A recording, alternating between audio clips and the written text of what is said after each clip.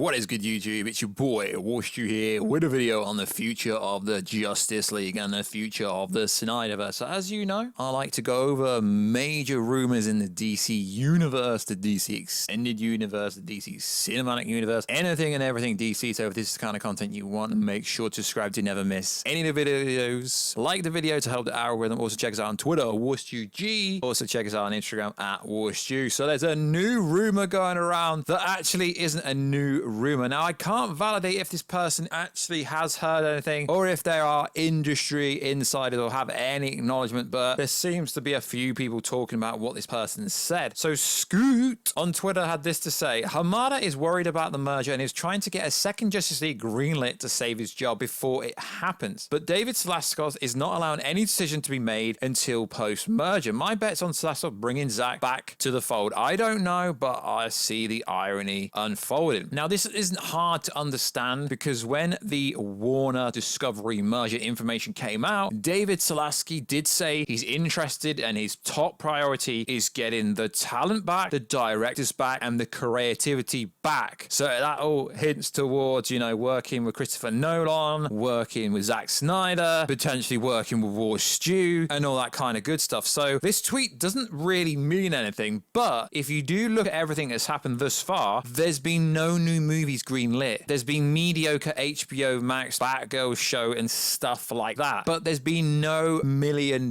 movies greenlit at all. Then he went on to say, the funny part is that Hamada was forced to allow the Flash to adhere to the Snyderverse, and so the movie essentially ignores the Justice League. Even if he got his own way and Justice League 2 was greenlit without Zack Snyder, the movie would still be forced to acknowledge what initially was planned out with Zack Snyder, which is interesting because when you look at how everything behind the scenes and publicly shooting acknowledges the Snyder Cut, it really does. Gal Gadot is Wonder Woman, Ezra Miller is Flash, Ben Affleck's back, and that all acknowledges the Snyder Cut and acknowledges what Snyder was doing. So the Flash movie has to adhere to the same continuity as the DCEU, as the Snyderverse. And if you do look at Barbara and Deborah Machete, they tried their best to get Ray Fisher's Cyborg into the Flash movie, but they just couldn't make it happen. But if you look at everything that's happening, Batfleck being it all seems to be appeasing and appeasing to whatever has happened so far with the Flash, with Jason Momoa, Aquaman, with everyone. It seems to be appeasing for the Snyderverse. And then this person went on to say, forced by the investors, the war against Zack has mostly been performative between public personalities, but the actual money people see what's really making what. When Zalaski said the DC trilogy were top priority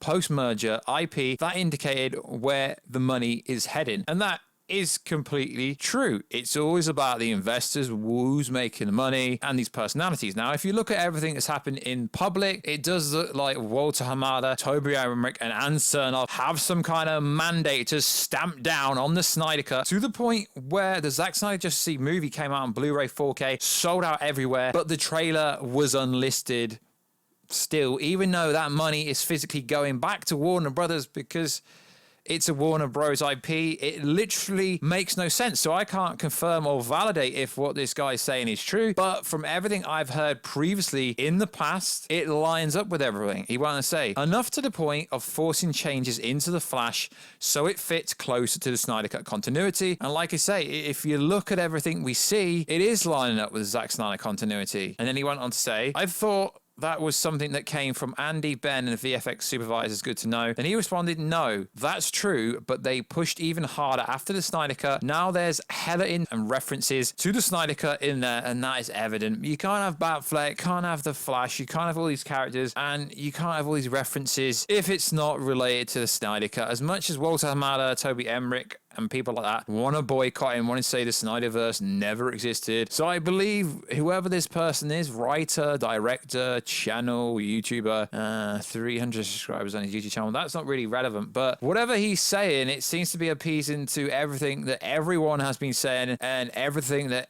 everyone has been hearing about the Snyder Cut and about what's going on behind the scenes. The fact that the Snyder Cut came out and literally sold out to the point where it was freaking hard to actually get hold of it just backs everything up it says. Like, literally, the Snyderverse is there. Also, in the news, Jesse Eisenberg discusses the possibility of returning to the DCEU as Lex Luthor, and he was very harshly done by. I feel like he was one of the people that were hard done by. So Eisenberg recently spoke to comicbookmovie.com about his time as the infamous bad guy, and he had the following to say: I'm probably the last person to know the answer to that question because I don't know how they make their decisions. You know, my background is in theatre, where you do a play 200 times, you feel like you're just getting by the hang of it by your last performance. I would love to play another character again. After a movie ends, the actor usually turns to each way and say, oh, now I finally know what I'm doing and I understand what my purpose here was. Actors, in my experience, do like playing roles again, but this particular one is just not up to me, which is interesting. So essentially, he was asked about the character. The question was asked if he had any officially left Luthor behind. He admitted, but I would love to play it again, but has no idea about the way he returned. So the fact that people were still asking actors in the Zack Snyder Justice League and related to the Zack Snyder Justice League tells you that people want to know these answers. People aren't being asked questions like this for fun, so all hope is not lost. So recently, Andy Machete confirmed the Flash movie will actually be a time-traveling movie, which is interesting because he's never actually said that. He said, it is a story of time travel.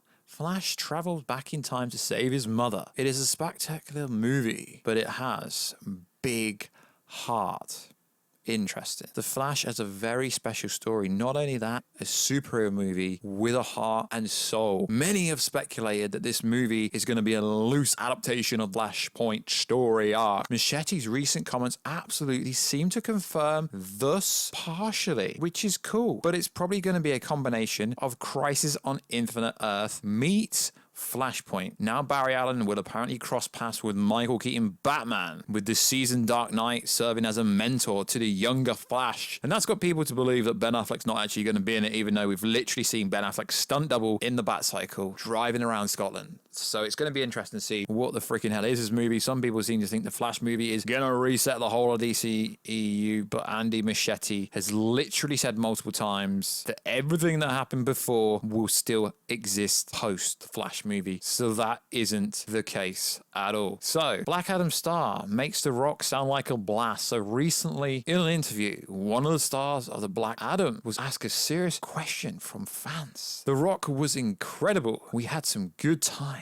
He's super funny. He's very professional. He's incredible in his role. Sarah Shushi, I can't pronounce the last name, makes working on Black Adam sound like a lot of fun, saying there were some great times on set. She describes The Rock as very professional. We already know that he's one of the hardest working people in Hollywood. Not much is known about what her role is going to be. We don't know. She will be joining Noah as Adam Smasher, Pierce Morgan as Dr. Fate. It's interesting. Really going to be cool to see what she's doing in the Black Adam movie. Because as we know, she's essentially playing the partner of Black Adam, essentially Adriana Tobias, essentially Black Adam's partner. Going to be pretty cool. There's not really been much leak from this movie, so when we do get our first look at the Black Adam movie, potentially, hopefully, at DC Fandom later next month, it's going to be so cool to see what's going to happen in this movie. So excited for it. So let me know, guys, do you think this information about Walter Hamada trying to greenlight Justice League 2 before David Selassie comes in and literally cleans house and be like, yo, you're out, Snyder's back, let's go, Snyderverse 2.0, let's go, let's continue everything, because